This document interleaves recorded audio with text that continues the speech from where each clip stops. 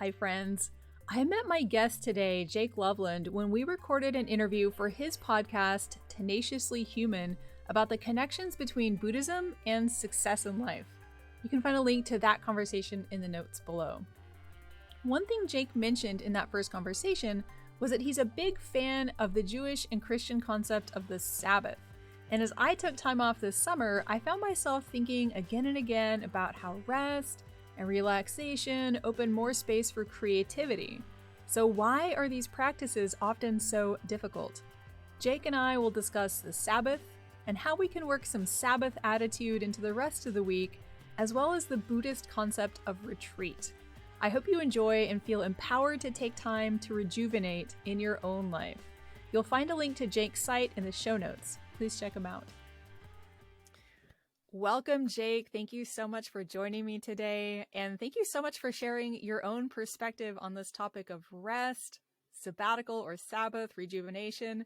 In our first conversation for your podcast, which will be linked in the description below, you said something I found so interesting that you don't usually hear from a business coach and podcaster, which was you're interested in this concept of the Sabbath. So would you just introduce that to us in like the way you understand it in Christian terms? Yeah. I've been fascinated with rest for my whole life. Part of that, this is a little tangent, but I think it's important, is that I'm narcoleptic. So I am medically forced essentially to take a nap. And narcolepsy, just for anyone who hasn't heard that term, it's when you fall asleep in the middle of the day unintentionally, right? We had some technical difficulties, but Jake is going to continue explaining his relationship to rest. Yeah, I found that on the days that I had, been forced, if you will, to take a nap versus the days that I didn't, I was just as productive, if not more so, and I was working less hours. Oh, interesting. Which was very fascinating to me. I started my career in sales, and I remember some of the best sales days I had by far were days that I took naps. Wow.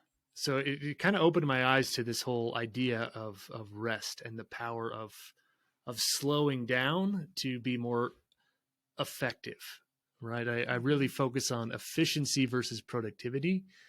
Efficiency in my mind is getting more done by doing less, and productivity is just doing more all the time. That is right. That's a little stressful for me. Just hearing that kind of makes my blood pressure go up. Yeah, exactly. So to take on the religious perspective, I was raised Christian. I've been Christian my whole life, and very excited about that. I love that. And the Sabbath is a big part of that. It's also a big part of the Jewish faith, which I love dearly. I have so many wonderful friends in that faith, and I'm seeing it creep up in other religious areas as well, in various different forms.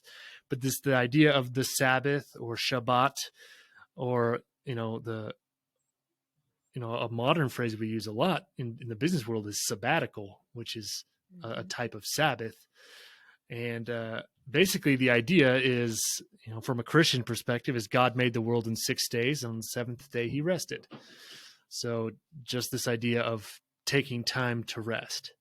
So from a religious perspective, what that means for me is I try and spend that day focused on God and family exclusively. I try not to, and I don't have hard rules. Some religions do. For example, the Jewish faith is especially Orthodox Judaism is very opposed to technology on that day. They try not to use any technology. So Zoom church is not an option for them, for example. And there's a lot of power behind that. And I think a lot of us need to take time away from technology like that. But things that I try to do is, spend less time on technology. I typically don't watch, movies or TV. It's again, trying to focus more of my time on family and on faith. So I'll spend time going to church. I'll spend time playing games with my kids, going for walks, reading, scripture, reading other uplifting books, just any way I can to increase my relationship and connection with God and with my family. So that's the way I view the Sabbath. And there are some people, like I said, some religions that have specific rules. And I really love the Jewish view on Shabbat, where they don't use technology. We need to give ourselves breaks from technology. It is always literally in our face, just all the time. And you see it everywhere. I mean, people always talk about it. It's this joke now that anytime you walk into a room, everyone's staring at their phones. And that's just the way it is, unfortunately. And there's some negative consequences. I'm sure there's some upsides, but I love the Jewish perspective in that area. And that's something I'm trying to incorporate more into my my Sabbath, the actual one day of the week, but also trying to incorporate that into other aspects of my life throughout the week, of finding time to be away from technology and be away from the world, if you will, so I can focus on my family and on my faith, things that really matter to me. I want to hear more about the way you're working in this concept of the Sabbath to the rest of the week. I just want to say first, in Buddhism, there's not this specific idea of a Sabbath, of like a day of rest, but I think there is a lot of just textual and cultural support for the idea that all the running we do is not only not going to get us to the place of like lasting happiness and peace, but it's actually getting in the way. So for anyone who's interested in a Buddhist maybe perspective on something like the Sabbath, on rest, on what she talks about as not enlightenment, but endarkenment, I recommend the book Luminous Darkness by Deborah Eden Tull. I have a previous episode with her talking about it, and she really talks about the value of rest, receptivity, not just kind of using meditation as a way to be sharper and more in your head, but as a way of dropping down and like connecting with these deeper, darker forces in us that are not accessible to our conscious mind. So I feel like this topic, even though it's not in Buddhism, is like really important. And I just love the idea of like a tech sabbatical, like whatever would work for somebody in their life. What would a tech sabbatical look like? So I just wanted to sort of throw in a Buddhist perspective before we go on. Yeah, there's a movement. There's a bunch of different movements that kind of follow the same idea that are not religious at all. There's a couple of doctors who are talking about dopamine fasting, where you just you take time away from any stimulants and just allow yourself to feel and to connect. I had a Buddhist monk on my podcast 2-3 weeks ago, and he talked about retreats where he would take people and they do a silence retreat, and people would pay in advance. They'd show up, and their only job, everything's provided for them, food's provided, bedding, housing. The only thing their job is to not say anything for 7 days.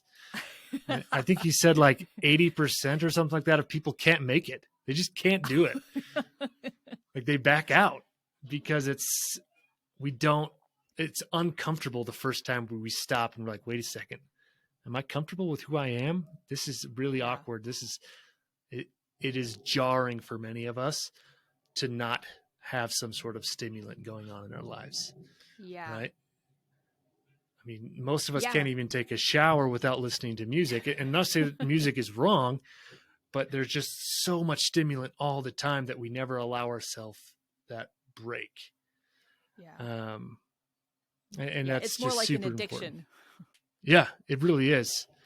It's an addiction to stimulant. And a big part of it is because we're uncomfortable with ourselves, our imperfections, our weaknesses, who we are, our own thoughts. And learning to embrace that is super important. It is not comfortable all the time, although it becomes very comfortable after some time. So we're not going to find what we're looking for outside.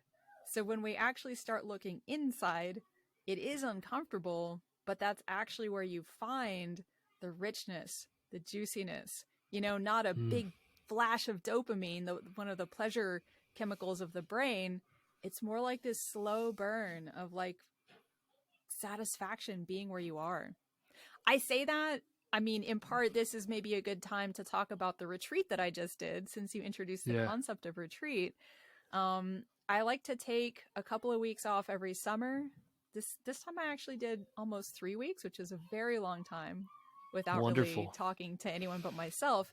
But what I find every time is the first probably 3 to 4 days is just me like circling. My mind is just spinning and buzzing. And I'm so used to that constant input that you're talking about that like I've done this for I don't know how many years now, and it's still hard every time. So I just like want to encourage people, you know, if you sit down and meditate for 15 minutes and your mind is buzzing for the first 10, like that's completely normal. But anyone Mm-hmm. who does have the ability to go on, you know, maybe a weekend retreat or even like a 7 or 10 day retreat, it's an amazing experience to give yourself the time to settle in and start to go through life differently. So I appreciate you introducing the concept of retreat as one of those times to just completely unplug. Where I do retreat, there is no cell reception. I know some people will do Wonderful. retreat and they'll take their phones with them. And I mean, come on, it's like, you know, taking heroin to your Right. heroin, you know, reduction retreat. So, Yeah. yeah, it's a really powerful practice. That's so cool. Do you do it with a group of people? Is it just you? Is this like a structured thing, or is it just I'm going out in the woods by myself for 3 weeks? Basically, I go out in the woods by myself for 3 weeks. I take a bunch of food Awesome. and yeah, and I'm just like out of touch with everyone. I download some podcasts and things, you know, maybe books that I've been wanting to read and haven't had time. So it's not a complete like separation Mm-hmm. from all things digital, but it's a separation from all the stuff I know I shouldn't be habitually Yeah. consuming all the time. That's amazing. I mean, Yeah. you mentioned it's a little uncomfortable at the beginning, but what's the what's the result like? How do you feel at the end of the retreat? It's amazing. It's amazing. I usually have at least like 2 to 3 sessions of just like weeping, getting stuff out, you know, realizing. Usually it's like as much psychotherapeutic, I would say, as like meditative, like the, you know, the Mm-hmm. benefits that I get. But yeah, by the time I've done that, I just feel so much more relaxed and centered in myself. Yeah. And then I come back out and there's all the external things that, you know, my attention is drawn to, like work, friends, partner, etc. Right. Um, but yeah, it's retreat is a wonderful practice. And I recognize there's just a lot of privilege that goes into even taking a week off, but if you can do it, it's wonderful. Even doing it in your home, you know, a week, an experimental week of less tech, Yeah. I think would be very, very difficult, but rewarding. Absolutely. I went up. Took a little mini sabbatical a couple of weeks ago. I was feeling really stressed, really overwhelmed. You know, we've got a new business and a young family. I've got 5 kids: a 4-year-old, a 3-year-old, a 2-year-old, a 1-year-old, and a 3-month-old. Oh, wow. And They are um, regularly spaced. yes, they are.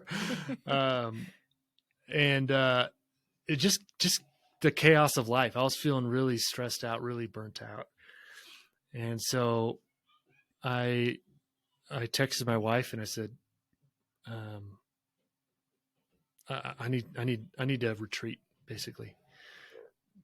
And she was wonderful. And we take turns doing this. We've done it before, but I went up into the mountains and I drove and I Mm. slept in the middle of a cow pasture. It was not a fancy campsite. It was literally a cow pasture because it was free. Yeah, there They we were go.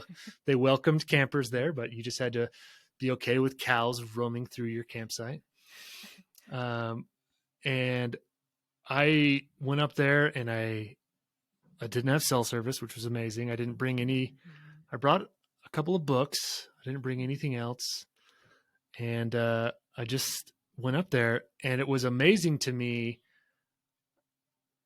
how much it helped me to realize what my body needed. right? There was so much Yes. stimuli all the time that I wasn't Yes. listening to my body and what my body needed. And a big part of what my body needed was sleep.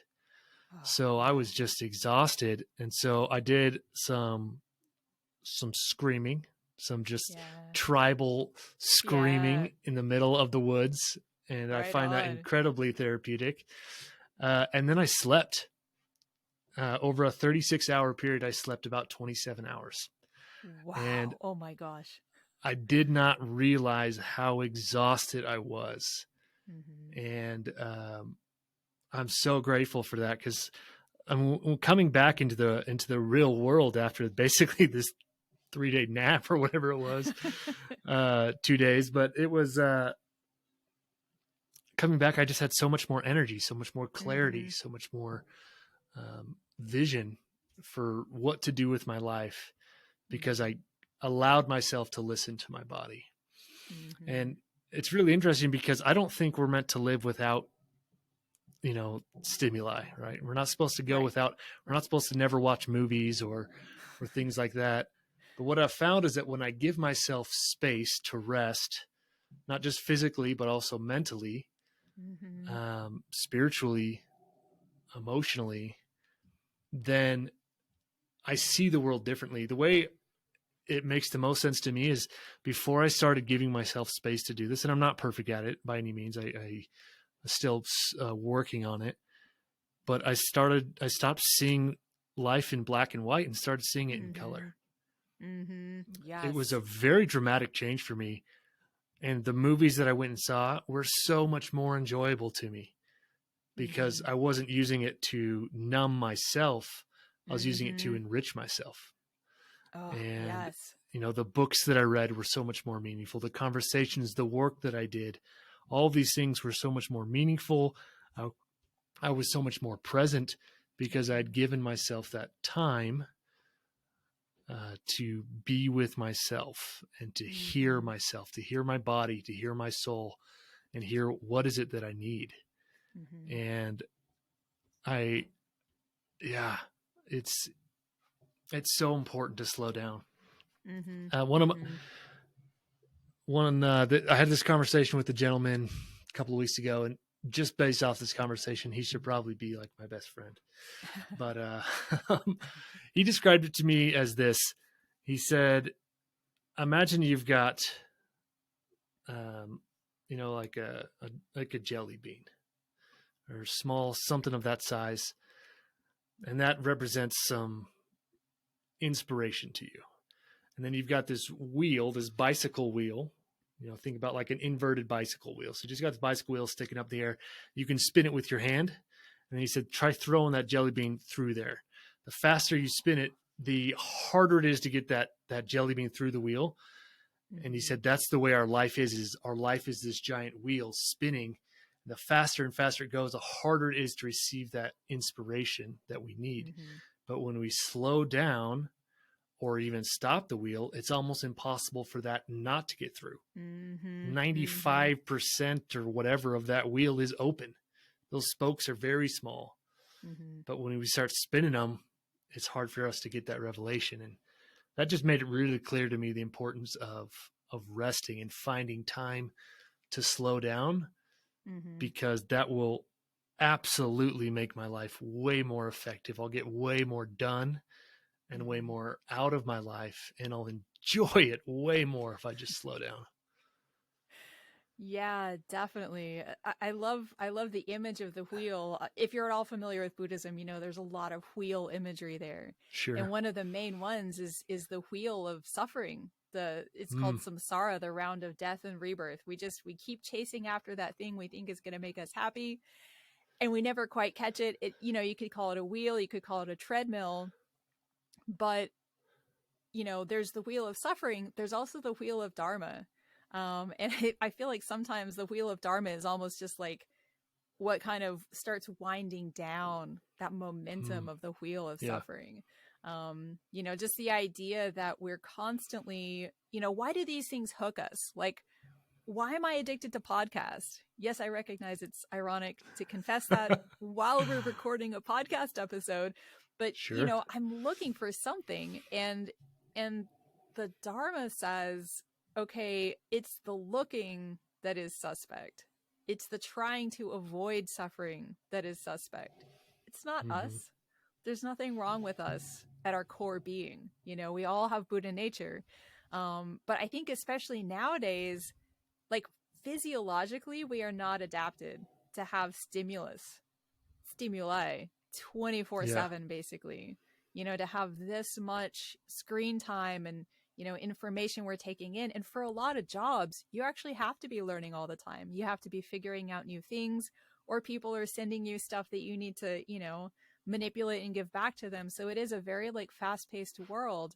But there's just something about that chase that I think amps up the speed of the wheel. So, you know, even I think sometimes we feel like, okay, I'm going really fast, I need to put the brakes on. But like instead of putting on the brakes and fighting against the speed, you know, I think what we're talking about, of whether you call it rest, sabbatical, Sabbath, retreat, just allowing that speed to naturally start winding down. It's just such a powerful practice. And yeah, I appreciate the perspective that you're bringing. That's very different from my own or from a Buddhist perspective, that I think maybe a lot of us raised in North America will have an easier time relating to, actually. Right. Yeah. I think it's a need. It's a human need that we Mm-hmm. have to rest Mm-hmm. and to be away from all the constant stimuli. And we don't Mm-hmm. realize that, but it is a need. And a lot of us go, you know, at the end of the day, if we're exhausted, if we're, you know, frustrated or tired or whatever, we go and turn on the TV. And it's like, I just want Mm-hmm. to watch something. And there's nothing wrong with that. I think there's a lot of benefit in there. But the problem is that if you haven't given yourself time, then it just becomes a numbing agent instead of kind of what I said before, and something to enhance your life. Um, and in those moments that we're really feeling down, often what we need more than anything, instead of TV or, you know, TikTok or whatever it may be, a lot of times we just need to shut everything off. Mm-hmm. Maybe we need to sleep more. Maybe we need to think more. Mm-hmm. Um, and a retreat, I love the retreat that you went on. I think I'm jealous of that. I haven't had that opportunity to do that yet. And there's some I would seriously, imagine with little kids that would be so hard for one parent to get away for a while. yeah, I think my wife would be pretty upset if I left for a couple of weeks. Yeah, Um, 36 hours is a little more manageable. yeah. Um, but I've been finding time to do it in my own life, and I'm helping my clients to do the same. And one of the things that I encourage all of my clients to do is to do what I call stake your claim.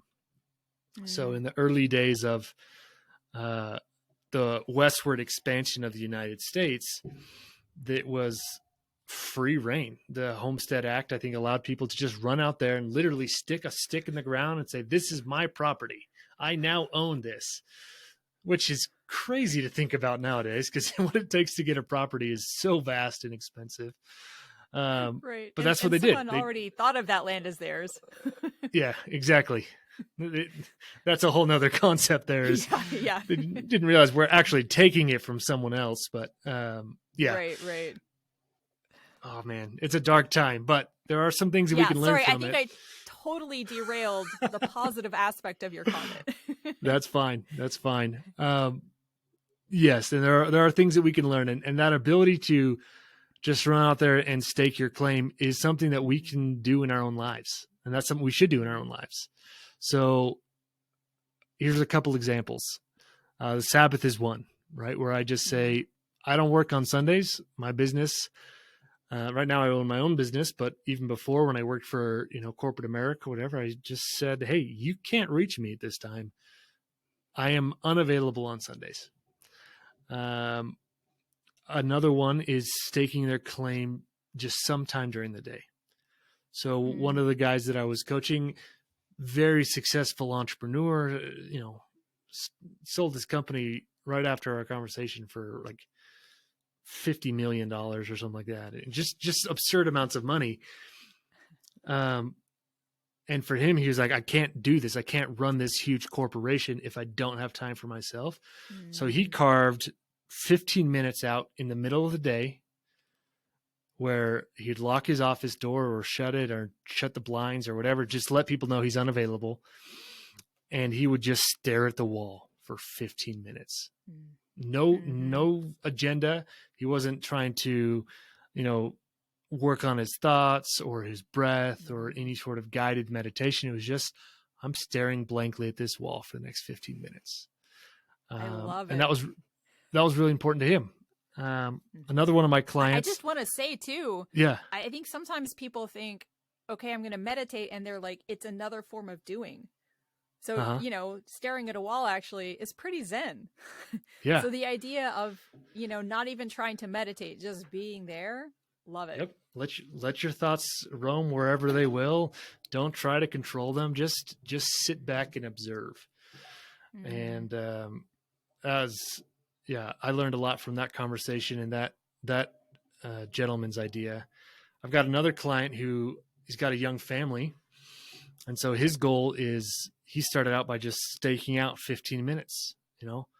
For the first 15 minutes of dinner, my phone will be off. I'll turn it on after 15 minutes in case, as a business owner, he felt like there were people who needed him and calling him.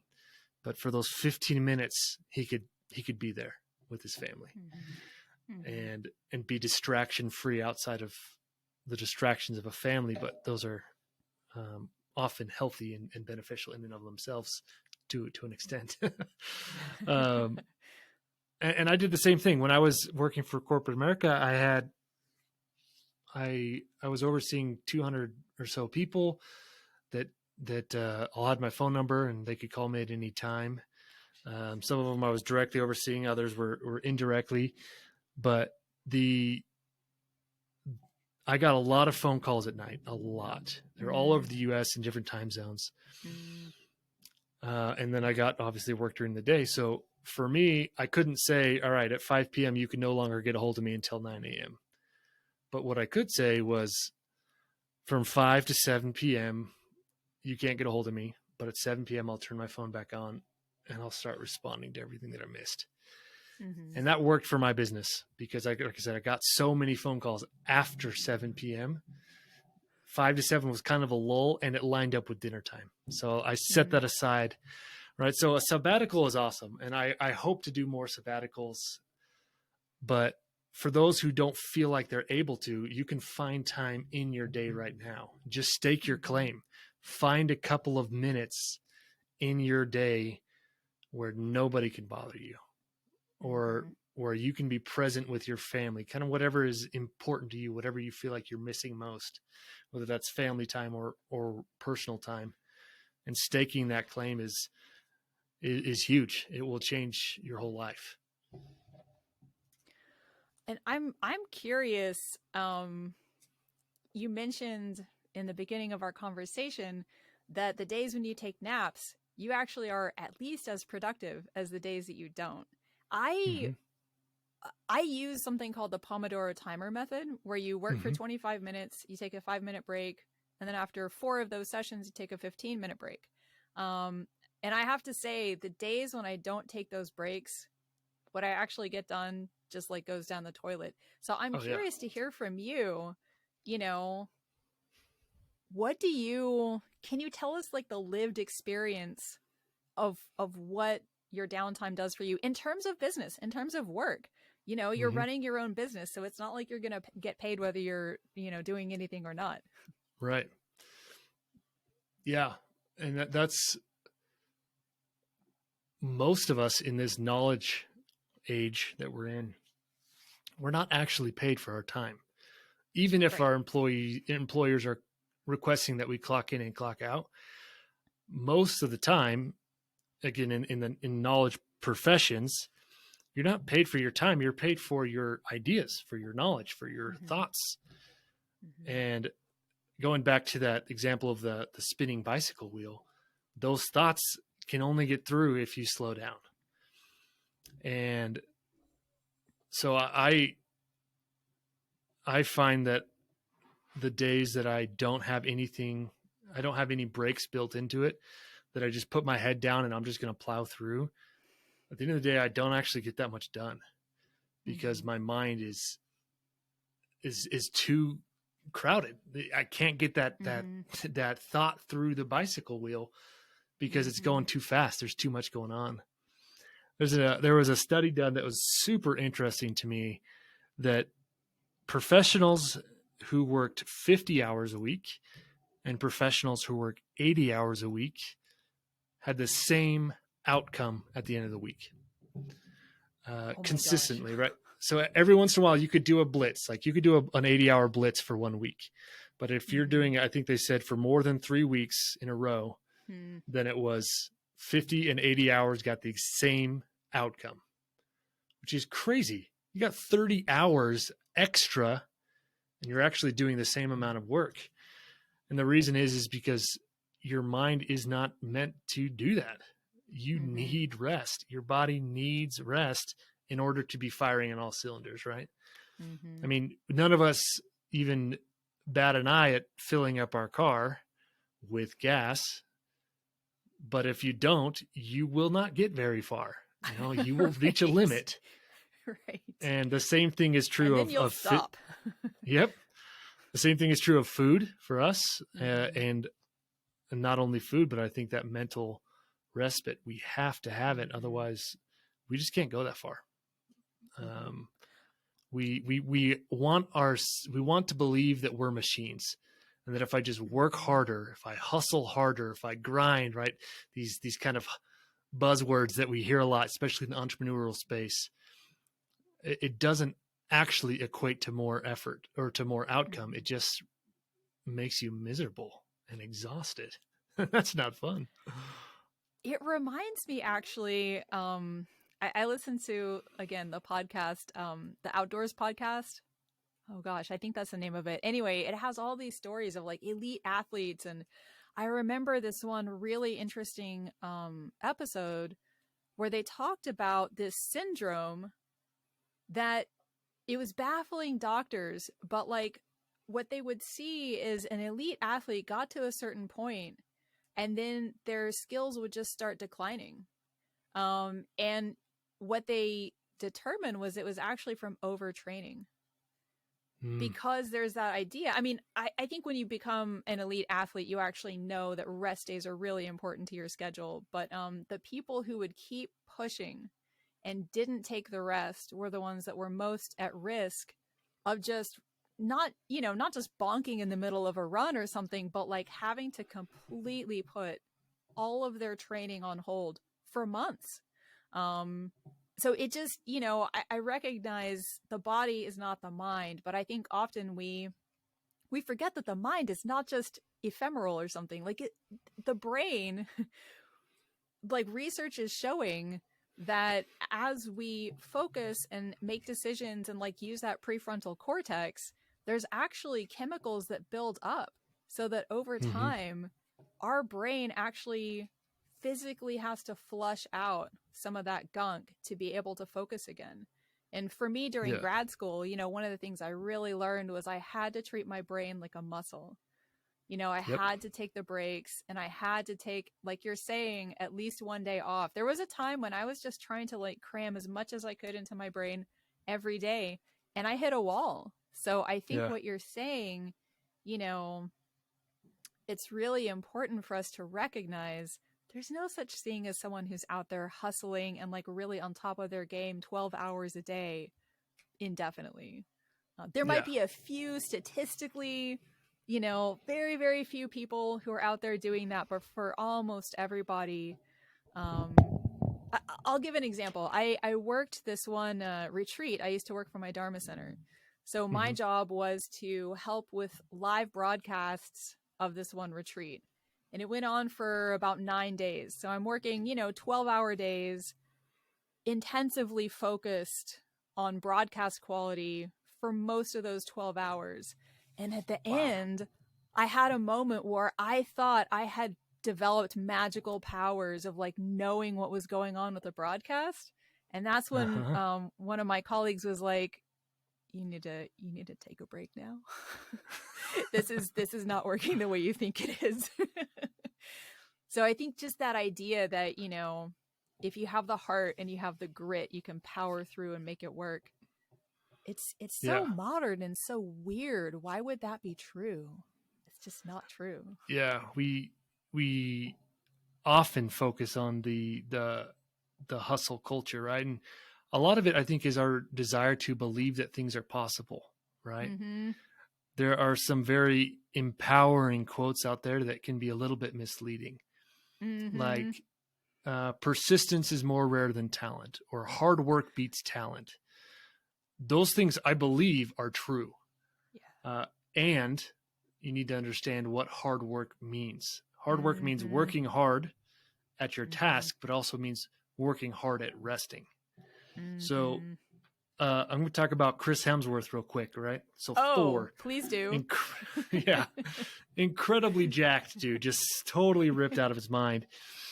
He talked about, in an interview I heard, he said he's talking about the hard parts of getting fit for a Thor movie. Oh. And one of the things he said was really hard was the boiled chicken. He's like, I'm just so sick of boiled chicken because it's just like insanely high protein diet that he's on. But one of the other things he mentioned that was hard for him was the amount of rest that he had to do. He said, I had to sleep, 12 plus hours a day in order for my body to be able to get into that state. Wow. And he said that was hard for him mentally and emotionally, that he had to set aside time to sleep because his body needed that in order to get to that phase.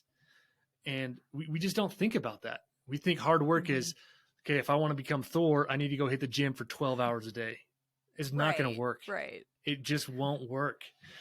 And the same is true, I think, in every industry. Is we have to work hard when we're there. We have to play hard, but we also have to rest hard. We need to set time aside for intentional and focused rest, which is kind of a paradoxical phrase, but time that is set aside just for rest. Right? Sitting in front of the TV is not really rest. Yeah. So, yeah, it's so true. It's a paradigm shift that I think a lot of us in this day and age need, is that we have to have that diligent, hard rest so that we can perform and become Thor or whatever it is we're trying to do in life. Right. Our own version of Thor. Yeah, exactly. Yeah. I just want to kind of, I don't know, build on something you said. You work hard and then you rest hard. Absolutely. I think, to me, the worst case scenario of not working hard and then also not resting hard is, for me, it's happened when I haven't set aside the time to rest, but I'll be working, both my attention kind of scattered, maybe I'm working on something, but at the same time, I have music going and I'm kind of building a playlist, like that this works, this doesn't work, and my attention is not there. I've never been one to have like Facebook open or something like that, but I know people who work with Facebook open.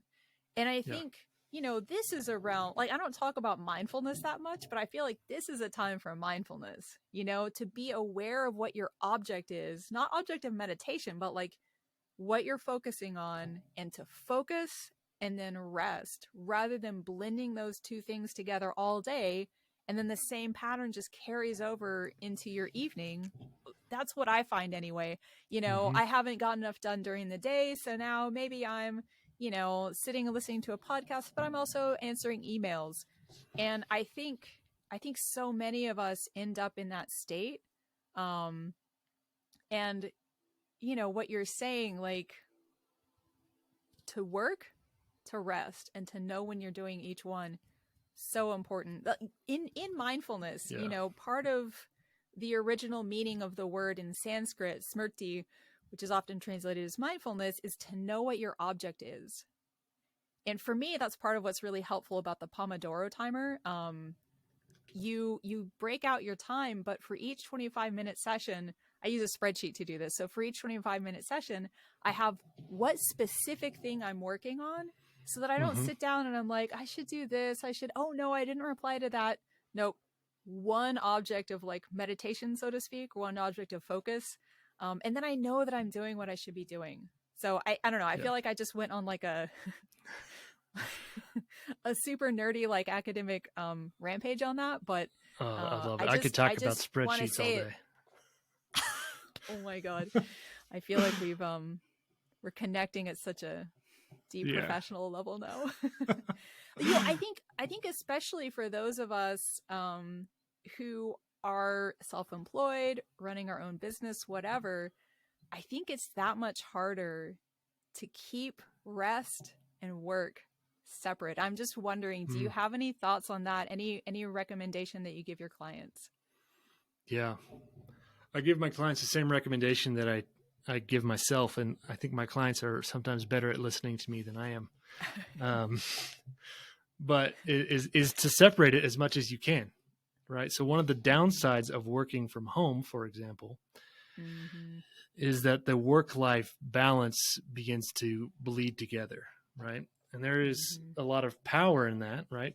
That work-life integration is kind of the term that a lot of people use, or work-life harmony is really cool, right? I can be in my office and I can be really focused, and then I can go out of my office and eat lunch with my family. And I love that. The problem is when we try to do both at the same time, and we end up making minimal progress in a bunch of different directions instead of a ton of progress in one direction. So if I can separate, so when I'm working, and I don't have the kids in my office, I don't have, I try to separate myself as much physically from the family without leaving the house as I can. And that's easier for some than others. But anything I can do to kind of separate myself so that I'm in work mode, and then I can switch over to family mode, and then I can come back. And that doesn't mean I don't mix it in. For example, this morning, getting ready for this podcast and some other meetings, I was in work mode. I stepped out of my office, took my 2-year-old to preschool or 3-year-old to preschool, and then I came back and jumped back into work mode, right? So it doesn't mean I'm not integrating with my family, but when I'm doing something, I'm doing that thing and nothing else. I am very guilty of trying to work, quote unquote, while I'm watching YouTube or Netflix or whatever. And the productivity just is not even, it's barely there. And technically I am making progress, but it's at such a decelerated rate. It'd be so much faster if I just said, you know what, I'm going to work for half hour and then I'm going to watch an hour of Netflix. I would get more done than watching an hour and a half of Netflix. Right. Absolutely. So, and not feeling refreshed by it because you're supposed to be doing something else while you're watching. Yeah, exactly. So anytime you can separate the tasks and eliminate, another common side effect of the world we live in is the screen desktop, right? Where you got 3 different monitors and your laptop up, right? And we just go crazy with it. And there are certain instances where that might make sense, where you're transferring data or something like that.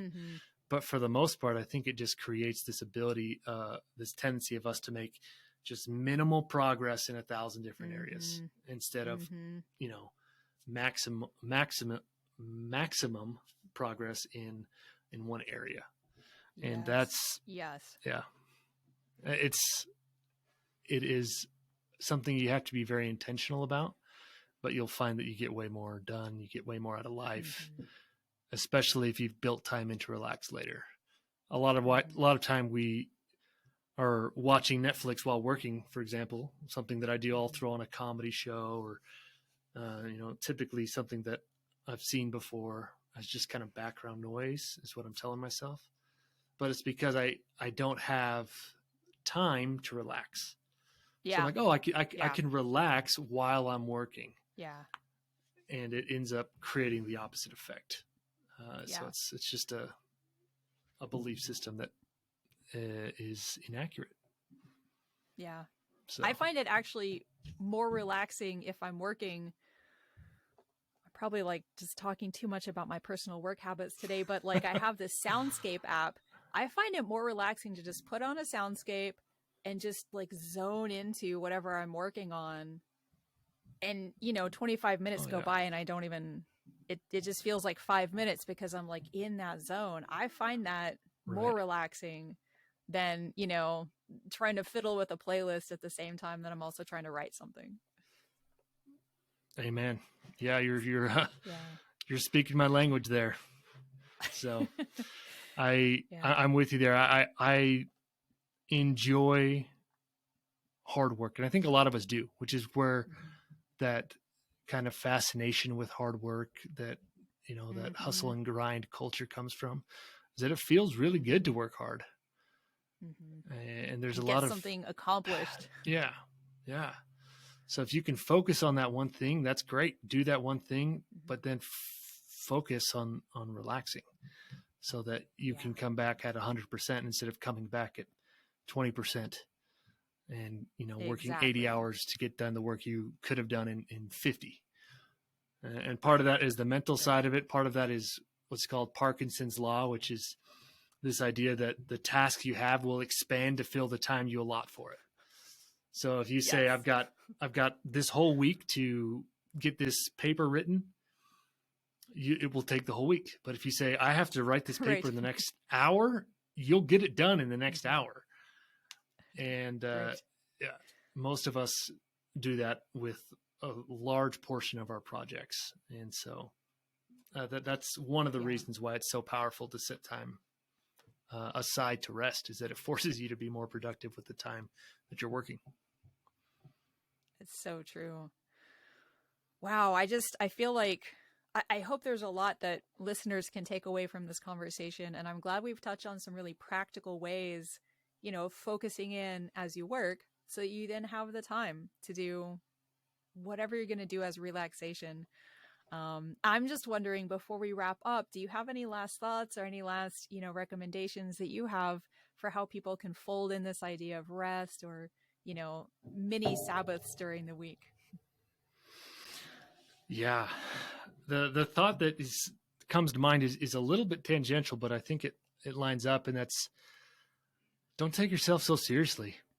Like, learn to laugh at your mistakes. Learn to take breaks and to realize that that's okay. Right. With the Instagram world, we see, successful people wake up at 4 a.m. and they do 40 things before 8 a.m. And that may be true for some people. Right. In my experience, that's actually not as common as we expect it to be among the elite, if you will. But it's just like, you don't have to be operating at that level if it doesn't serve you. If it does, great. Right. But if it doesn't, like, relax, just realize you're human, and take time to laugh at yourself, take time to laugh with your family. Laughter, I think, is one of the key ingredients to work-life balance, and finding joy in life is laughter. So totally. Yeah, that's what came to my mind there at the end. That's wonderful. Well, thank you so much for your time. I'm sure, the opportunity to do some coaching with you is super helpful for anyone who's looking to, enhance these skills that we just talked about, especially if you're running a small business or you're an entrepreneur. So thank you so much for your time.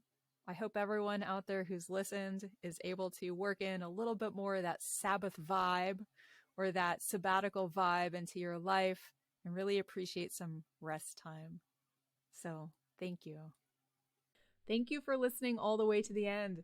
If you enjoyed this episode, please share it with a friend, subscribe, review, or whatever works for you. May you and all beings be well.